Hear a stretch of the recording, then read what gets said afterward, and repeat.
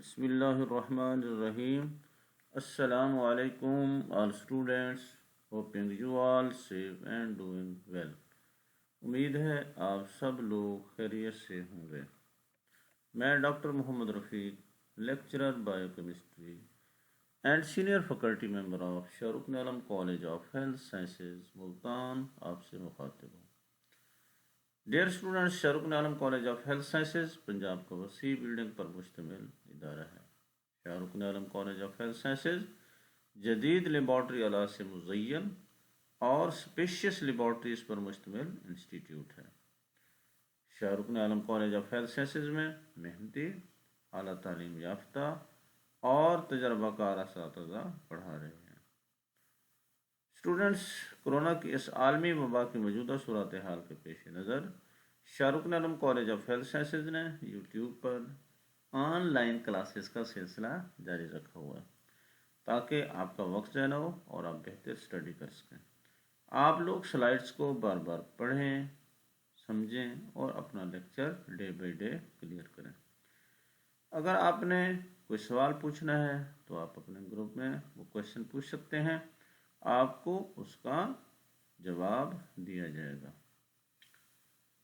Students, हमने पिछले lecture में अमाइनो एसिड्स के बारे में डिस्कस किया था कि स्टैंडर्ड अमाइनो एसिड्स कौन से होते हैं और नॉन स्टैंडर्ड अमाइनो एसिड्स कौन से होते हैं।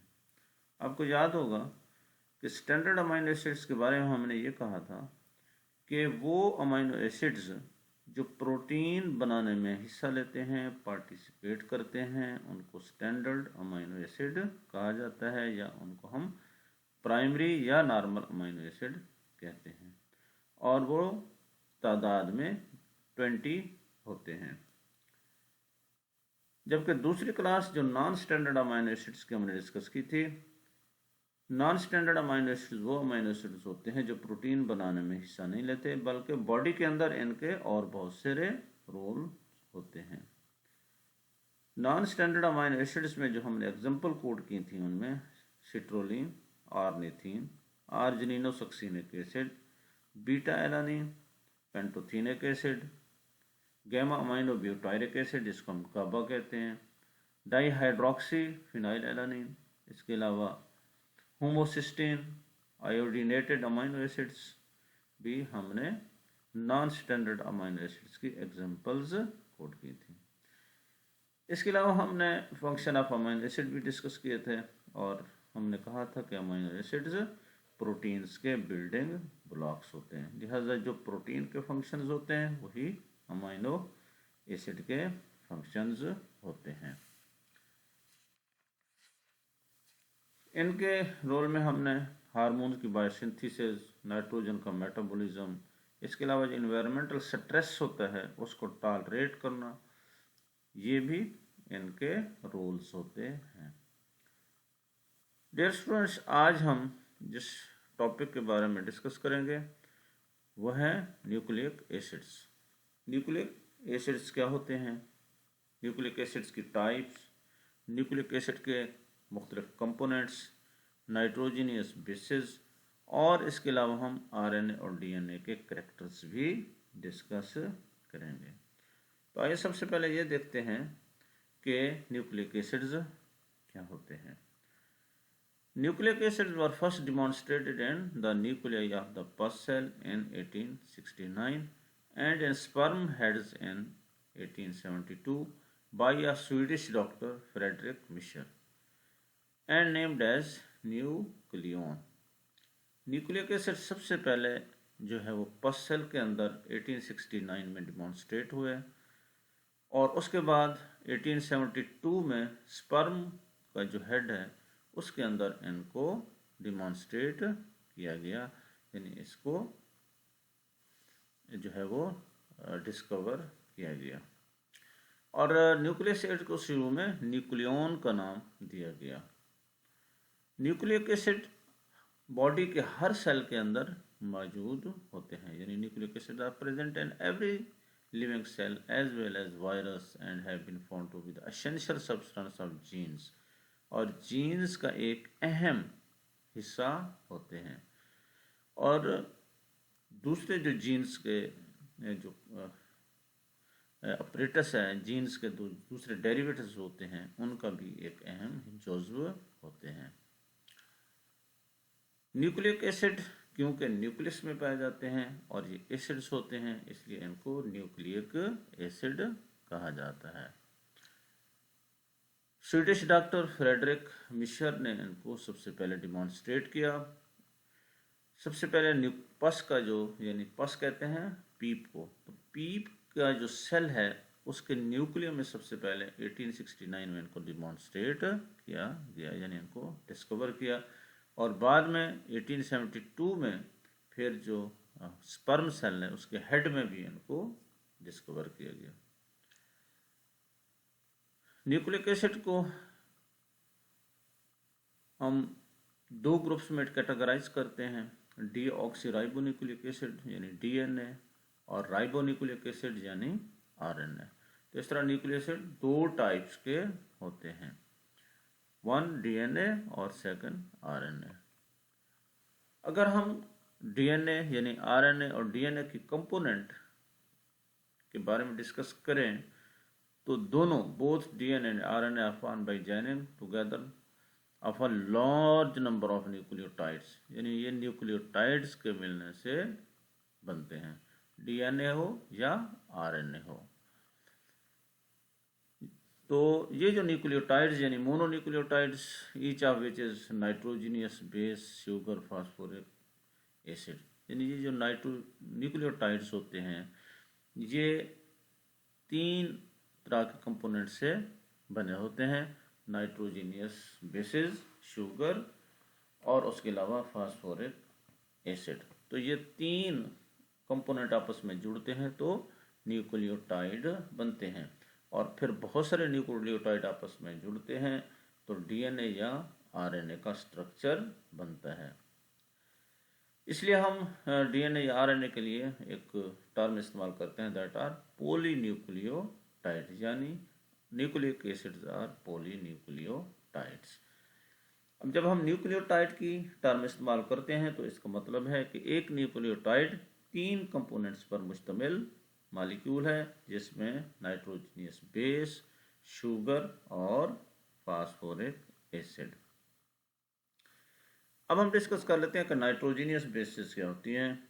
Nitrogenous bases, these are the aromatic heterocyclic bases and includes purine and pyrimidine.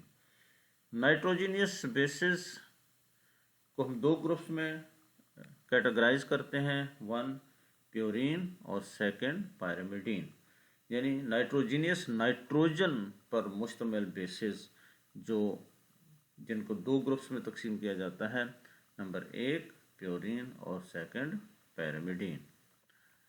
प्योरीन्स these includes adenine and guanine, यानी प्योरीन में 2 जो नाइट्रोजनियस बेसिस आती हैं उनमें एडेनिन है और गुआनिन है, और इनको मुख्तसर एडेनिन के लिए हम ए का जो कैपिटल वर्ड है वो इस्तेमाल करते हैं, गुआनिन के लिए जी का वर्ड इस्तेमाल करते हैं। जबकि पैरामिडीन जो है ना ये सिंगल रिंग पर मुश्तमिल होती हैं, प्योरीन्स डबल रिंग पर मुश्तमिल होती हैं। पैरामिडीन ग्रुप में 3 नाइट्रोजनियस बेसिस होती हैं, साइटोसिन, यूरासिल, थायमीन, और इनको हम एब्रीविएट करते हैं, साइटोसिन के लिए सी, यूरासिल के लिए यू और थायमीन के लिए टी का वर्ड इस्तेमाल किया जाता है। अब ये जो मोनोन्यूक्लियोटाइड्स हैं, जो हमने न्यूक्लियोटाइड की टर्म इस्तेमाल की थी, जिसमें हमने ये कहा था कि ये 3 तरह के कंपोनेंट्स पर मुश्तमिल होते हैं, जिसमें नाइट्रोजनियस बेस जो हमने अभी डिस्कस किया था कि नाइट्रोजनियस बेसिस को 2 ग्रुप में तकसीम किया जाता है, प्योरीन्स, पैरामिडीन। प्योरीन में एडेनिन और गुआनिन है, जबकि पैरामिडीन में साइटोसिन, यूरासिल, थायमीन है। तो न्यूक्लियोटाइड में एक नाइट्रोजनियस बेस शामिल होती है, और इसके अलावा उसमें एक शुगर होगी, यानी जो शुगर होती हैं ये 2 तरह की होती हैं, डीऑक्सी, एक जो शुगर है वो राइबोज शुगर है और दूसरी जो है ना डीऑक्सी राइबोज शुगर है। तो इनमें से एक शुगर होगी और इसके अलावा फास्फेट ग्रुप अटैच होता है। तो इस तरह इन तीन कंपोनेंट के मिलने से एक न्यूक्लियोटाइड तश्कील पाता है। In nucleotides of phosphoric acid molecules forms an ester linkage with one of the hydroxyl group of sugar of a nucleoside। यानी न्यूक्लियोसाइड जो है उसका जो शुगर कंपोनेंट होता है, उसका जो हाइड्रोक्सिल ग्रुप होता है, उसके साथ एक एस्टर बॉन्ड के ज़रिए फास्फोरिक एसिड जुड़ा होता है और इस तरह वो न्यूक्लियोसाइड बनता है। और जब कोई नाइट्रोजीनियस बेस उसके साथ जुड़ जाता है तो फिर वो न्यूक्लियोटाइड बन जाता है। जैसा कि डायग्राम में हमने न्यूक्लियोसाइड और न्यूक्लियोटाइड दोनों की डायग्राम दिखाई गई है कि जब दो ग्रुप आपस में मिल जाते हैं, यानी जब न्यूक्लियोसाइड में देखें कि नाइट्रोजीनियस बेसिस के साथ शुगर जुड़ा हुआ है तो ये न्यूक्लियोसाइड है, लेकिन जैसे इसके साथ फास्फेट ग्रुप भी जुड़ जाता है तो फिर ये न्यूक्लियोटाइड बन जाता है। और बहुत सारे न्यूक्लियोटाइड को मिलने से पॉलीन्यूक्लियोटाइड बनते हैं। तो इस तरह जो है ना डीएनए और आरएनए का स्ट्रक्चर तश्कील पाता है। न्यूक्लियोसाइड जैसे मैंने अभी बताया combination of nitrogenous base with 5 carbon sugar, यानी 5 कार्बन शुगर दो टाइप्स की हो गई। नंबर 1 डीऑक्सी राइबोस शुगर और एक राइबोस शुगर। और नाइट्रोजीनियस बेसिस हमने 5 पढ़ी थी, एडेनिन, गुआनिन, थायमिन, यूरासिल और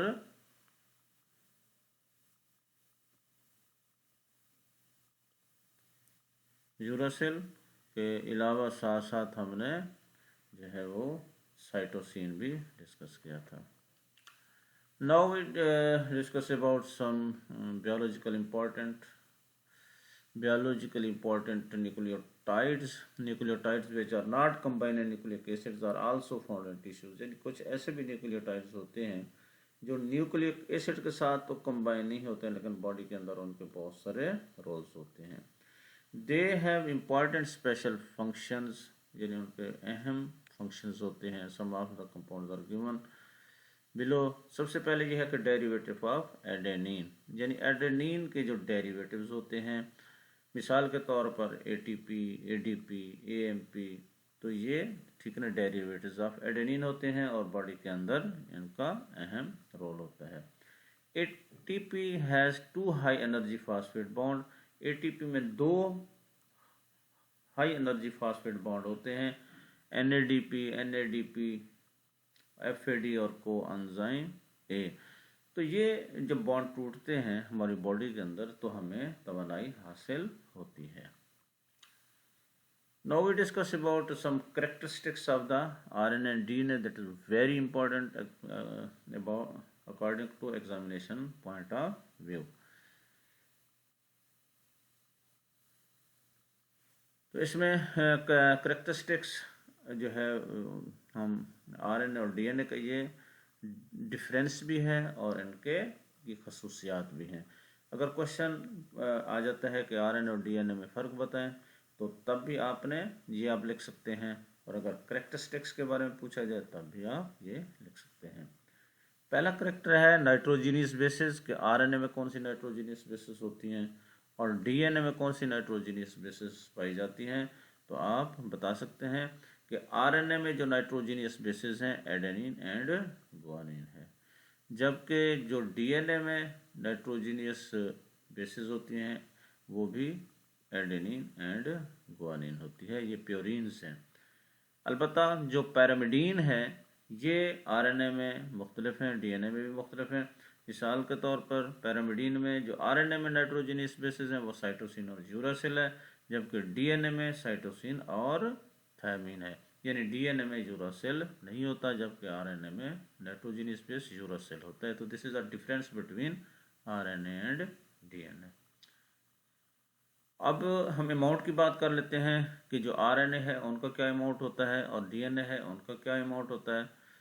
तो आरएनए हाईली वेरिएबल, यानी जो आरएनए होते हैं मुख्तलिफ सेल्स में इनका अमाउंट मुख्तलिफ होता है, इनकी मिकदार मुख्तलिफ होती है, वेरिएबल होती है, यानी चेंजेबल होती है, मुख्तलिफ होती है।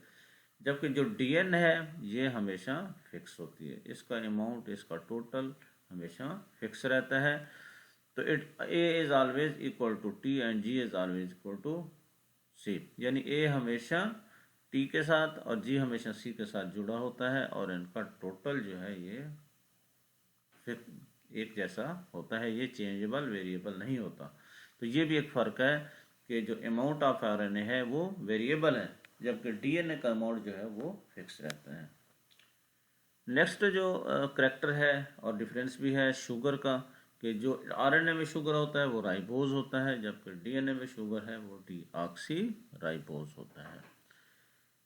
नेक्स्ट जो डिफरेंस है दैट इज फास्फोरिक एसिड, वो आरएनए में भी मौजूद होता है जबकि डीएनए में भी मौजूद होता है। तो इसमें चंद जो डिफरेंस हैं वो भी साथ साथ बताए जा रहे हैं।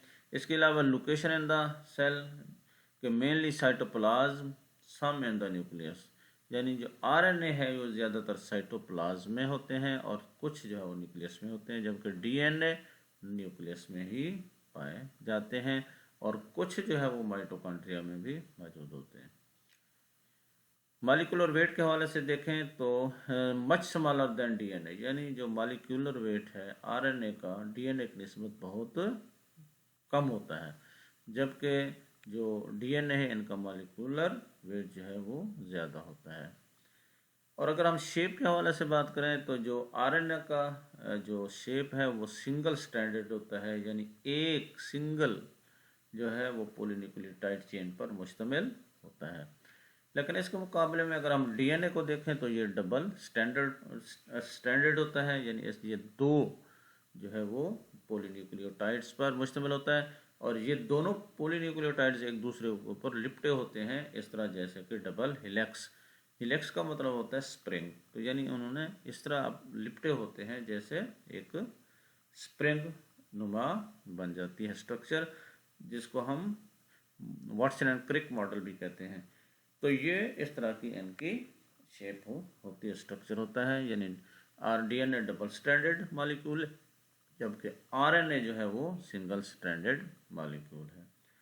So students, this was about nucleic acid, यानी आज हमने न्यूक्लिक एसिड के बारे में डिस्कस किया। हमने ये कहा कि ये वो ऑर्गेनिक मॉलिक्यूल्स हैं जो न्यूक्लिक एसिड, इनको इसलिए कहा जाता है कि ये जब डिस्कवर हुए तो ये न्यूक्लिक एसिड जो है वो न्यूक्लियस के अंदर इनको डिस्कवर हुआ, डिमॉन्स्ट्रेट किया गया। और जो एक स्वीडिश के डॉक्टर थे फ्रेडरिक मिशर, उन्होंने सबसे पहले इनको पस सेल के न्यूक्लियस में डिमॉन्स्ट्रेट किया और फिर बाद में जो है वो स्पर्म का जो हेड होता है 1872 में स्पर्म हेड्स में इनको देखा। न्यूक्लिक एसिड की टाइप्स के बारे में हमने डिस्कस किया कि ये दो टाइप्स के होते हैं, डीएनए और आरएनए। उसके बाद फिर हमने इसकी कंपोनेंट्स के बारे में पढ़ा कि डीएनए हो या आरएनए, इसमें तीन तरह के कंपोनेंट्स होते हैं। इनमें एक नाइट्रोजीनियस बेसिस होती हैं और दूसरा इसमें एक 5 कार्बन पर मुश्तमिल शुगर, जिसको हम डीऑक्सी शुगर या फिर राइबोज शुगर, तो ये उसका हिस्सा होती हैं। और फिर फास्फोरिक एसिड, तो ये तीन कंपोनेंट आपस में जुड़ते हैं तो न्यूक्लिक एसिड बनते हैं। न्यूक्लिक एसिड में हमने दो टर्म्स पढ़े, न्यूक्लियोटाइड और न्यूक्लियोसाइड। न्यूक्लियोटाइड जो है वो डीएनए का जो मोनोमर है दैट इज न्यूक्लियोटाइड, और बहुत सारे न्यूक्लियोटाइड जुड़ते हैं तो पॉलीन्यूक्लियोटाइड, यानी डीएनए या आरएनए का जो है वो एक स्ट्रैंड बनता है। और फिर हमने नाइट्रोजीनियस भी देखी कि नाइट्रोजीनियस बेसिस हम दो हिस्सों में कैटेगराइज करते हैं, नंबर 1 प्योरीन और नंबर 2 पायरोमिडीन। प्योरीन डबल रिंग्ड होती हैं, यानी इनमें 2 रिंग होते हैं, और इसमें जो हमने एग्जाम्पल कोड की वो एडेनिन और ग्वानिन की। जबकि पैरामिडीन जो है ना सिंगल रिंग्ड होती है, यानी इनका जो स्ट्रक्चर है इसमें एक रिंग मौजूद होता है, और इसमें 3 एग्जाम्पल हमने कोड की, साइटोसिन, यूरासिल और थायमिन की। फिर हमने न्यूक्लियोटाइड और न्यूक्लियोसाइड के बारे में देखा कि न्यूक्लियोटाइड और न्यूक्लियोसाइड क्या होते हैं। न्यूक्लियोसाइड में अगर 2 कंपोनेंट जुड़े हुए हैं, नहीं नाइट्रोजीनियस बेस के साथ 5 कार्बन शुगर जुड़ी हुई है, तो फिर हम इसको न्यूक्लियोसाइड कहेंगे। लेकिन अगर फास्फेट ग्रुप भी जुड़ जाता है तो फिर न्यूक्लियोटाइड कहलाएगा। इसके अलावा हमने एडेनिन के डेरिवेटिव के बारे में भी डिस्कस किया कि एडेनिन के जो डेरिवेटिव्स होते हैं उनमें एटीपी है, एडीपी है और एएमपी। इसके अलावा हमने एनएडी, एनएडीपी और एफएडी और कोएंजाइम ए के बारे में भी देखा कि इनसे जो है हमें तवानाई बॉडी के अंदर जो है इनमें फॉस्फेट बॉन्ड्स मौजूद होते हैं, जब वो टूटते हैं तो हमें तवानाई हासिल होती है। इसके अलावा हमने आरएनए और डीएनए का डिफरेंस और उसके करैक्टर्स भी डिस्कस किए कि आरएनए जो है वो उसमें कौन सी नाइट्रोजीनियस बेसेस होती हैं, डीएनए में कौन सी नाइट्रोजीनियस बेसेस होती हैं, और दूसरे जो करैक्टरिस्टिक्स हैं वो भी हमने डिस्कस किए। और हमने ये देखा कि आरएनए सिंगल स्ट्रैंडेड मॉलिक्यूल है जबकि डीएनए डबल स्ट्रैंडेड मॉलिक्यूल है। So students, this was about nucleic acid. अगर आपने कोई क्वेश्चन पूछना है तो आप ग्रुप में क्वेश्चन पूछ सकते हैं जिसका आपको जवाब दिया जाएगा। Thank you very much.